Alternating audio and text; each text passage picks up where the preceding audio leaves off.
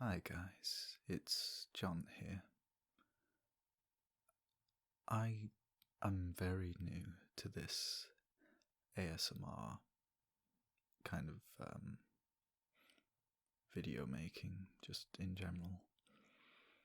I've been told that I apparently have quite a nice calming voice, so I thought maybe I could use it to my advantage and I could talk about anything really.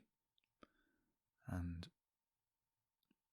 I thought a good way to maybe use this opportunity would be to talk about really important topics to my personal life, things that affect me a lot, really. And these are very personal topics. I thought a good way to maybe help with these serious issues that I do indeed have, and many, many, many others will have as well. And that is to talk about my depression. I was diagnosed with both anxiety and depression in October. In fact, it might actually have been October or November of 2019. Now, 2019 was without a doubt the worst year of my life. There were just so many things that happened that year, and they really did just sort of one bad thing after another, and they just kept beating away at me. Regardless, I just about got through it. It was very hard.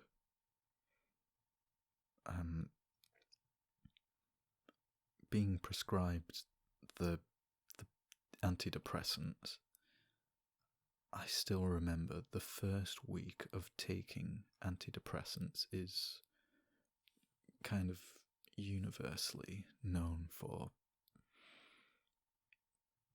being incredibly unpleasant, both physically and especially mentally. In terms of physically, I remember having just an awful stomachache the whole time.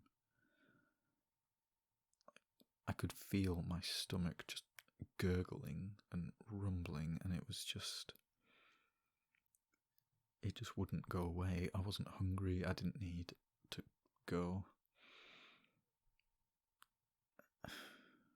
But that was kind of it for the physicality. Mentally, though, oh my goodness, I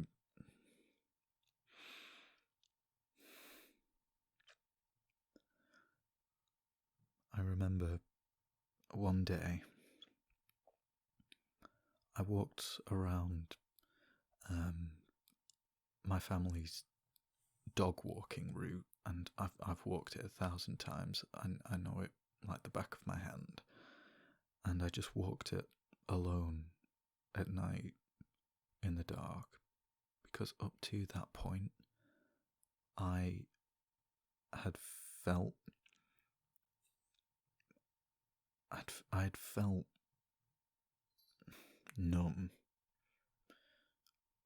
I could feel some things.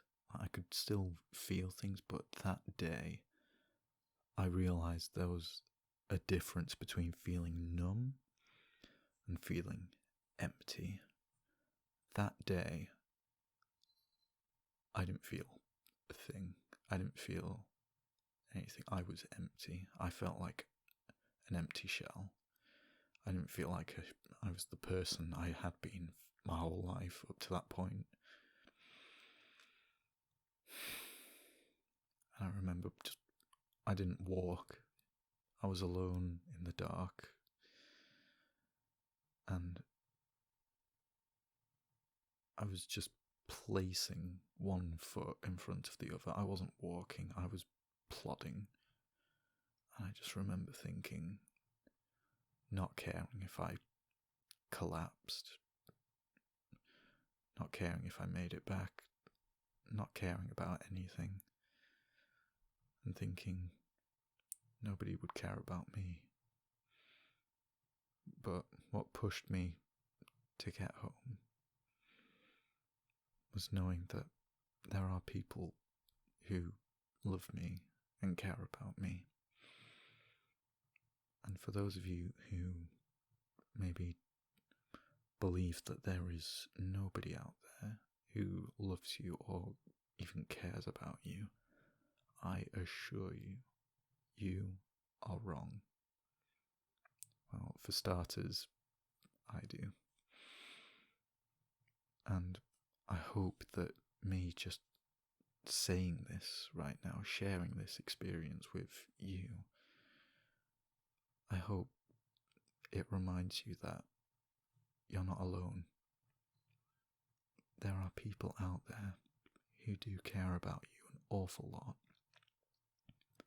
And you may not have even met them. And it just gives you another reason to push on and try and get through every day.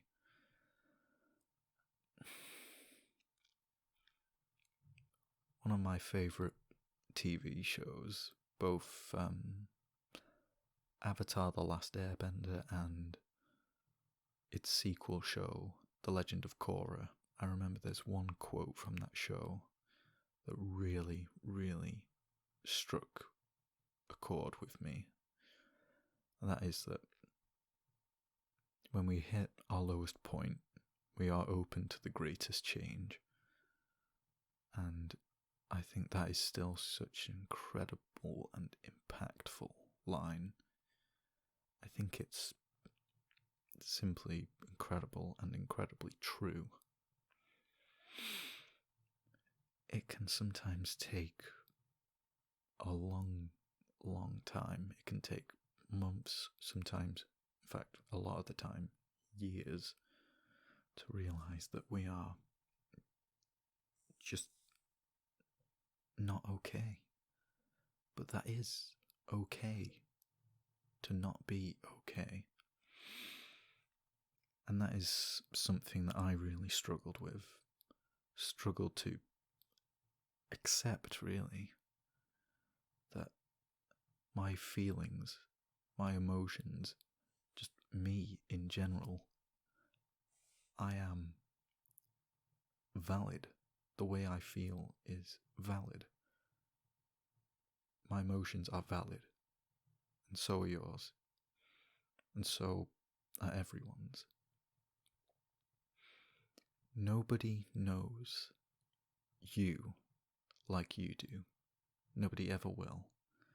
They can come pretty close, but they'll never know what it's like to be in here.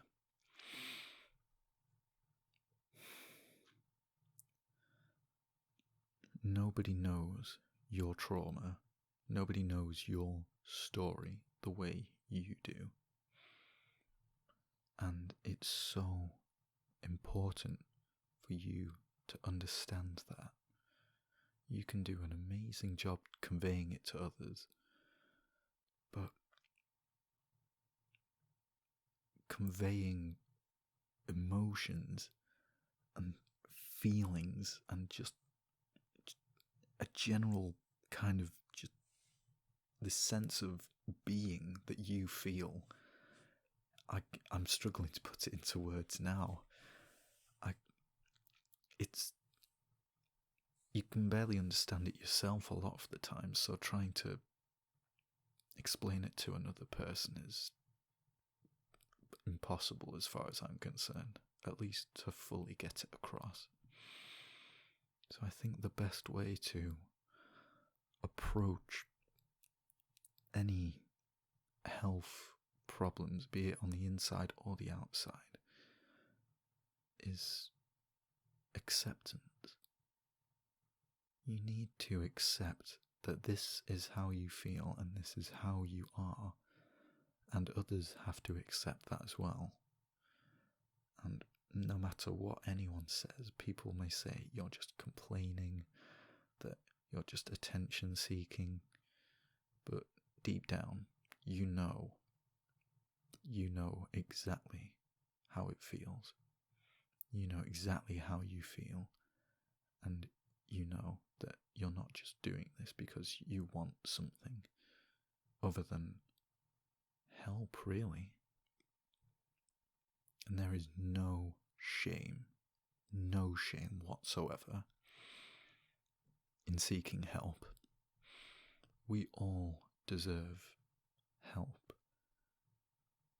Just the act of helping another person, it really is its own reward. So that is really what inspired me to start this channel and doing this kind of sharing video experience. The idea of bonding over trauma is shockingly common, which both saddens me but also reminds me that we're human. We are alive. And we're here. And that's amazing. The fact that you've made it this far, despite everything life has thrown your way, and you're still here, soldiering through every single day, no matter how hard it might get. That's amazing. Well done. From me to you, a genuine well done. I don't know what you've been through. You don't know what I've been through, at least not entirely. I think I'd like to change that. I think sharing my experiences could be both good for me and also good for others. Seeing these sorts of feelings come from another person, I think it helps one feel like they're not completely alone and like they're very isolated, when no. Another fantastic quote from my favourite show is, "The greatest illusion of this world is the illusion of separation." We're all different, but we're all the same. I remember saying that in my religious studies class years and years ago, and my teacher liked the way I worded it, and I didn't even really think about it that much. And yet, that memory's just stuck with me, which is quite significant for me, actually, because my memory was already pretty bad before I was diagnosed, but a common symptom of depression is this sort of mental fog. It's the best way to describe it, really. And so much of my life, it's just a blur. So many things I just can't remember anymore. And that makes me so sad that all of these things I just can't think of, because it's just blocked by this self-loathing that I just so badly want to get rid of, and yet I still struggle.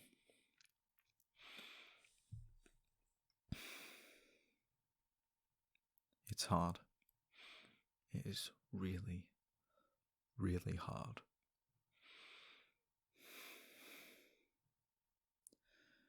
But it does get easier. There will be ups and downs. And I find that the lows make the high points all the sweeter.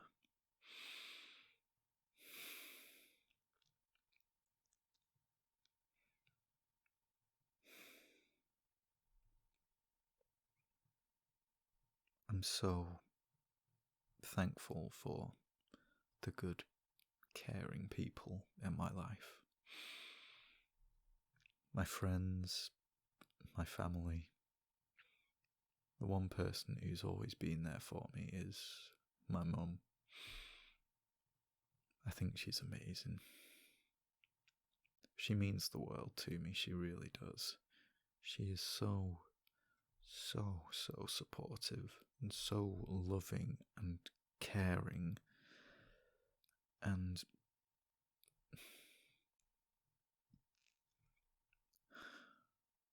the amount of things she's just done for me over the years,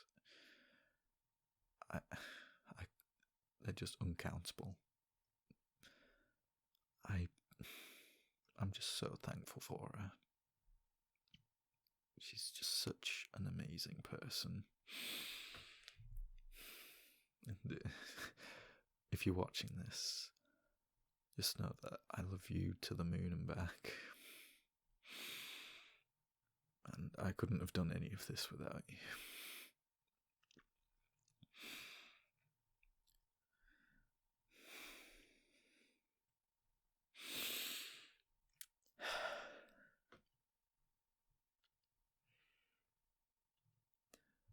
Quarantine has been very interesting, because it wasn't too long after I was diagnosed that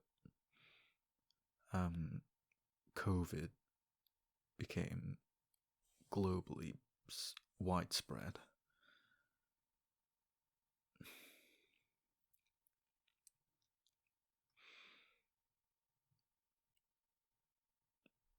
I'm naturally more of an introvert. I find comfort in being at home. I like being online and connected. I like watching YouTube.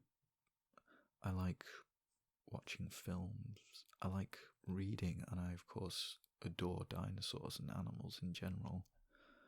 I love just learning about them. Every day, I like to learn something new. And it's nice because it helps take my mind off things.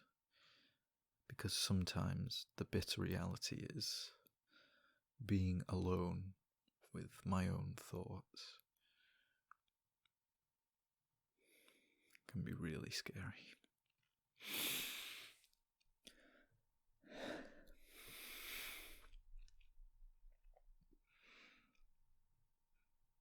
They say a good way to help cope with both anxiety and depression is to keep busy. Anything that can help stimulate your mind, your imagination, is really helpful and healthy. Because when you're not doing anything, we have such a bad habit of overthinking, because we all think of ourselves as sort of a main character of the universe, when in reality none of us are. We are the main characters in our own universe, within our own minds, which of course means everything revolves around us. And that makes us think of unrealistic scenarios, many of which are unkind to ourselves.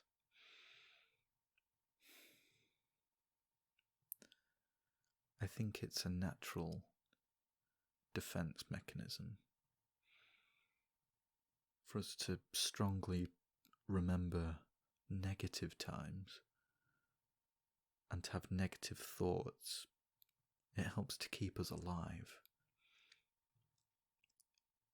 For example, to explain what I mean, it's much more important to remember how to outrun a predator than it is to remember how delicious your birthday cake was, for example.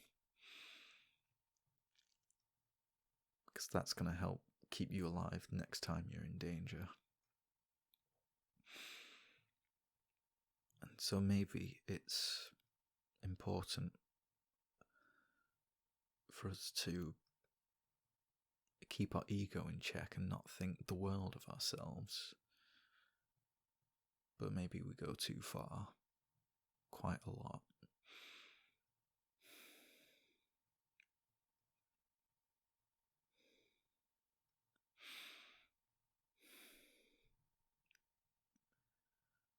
I think I'm going to leave this video off with asking you to do a little something. I want you to ask yourself, what have you done today that has made the world just a little bit better? Because I guarantee you, there is something, no matter how big, no matter how small, something that you have done that has made you happy and has therefore made the world a happier place to be in because of you.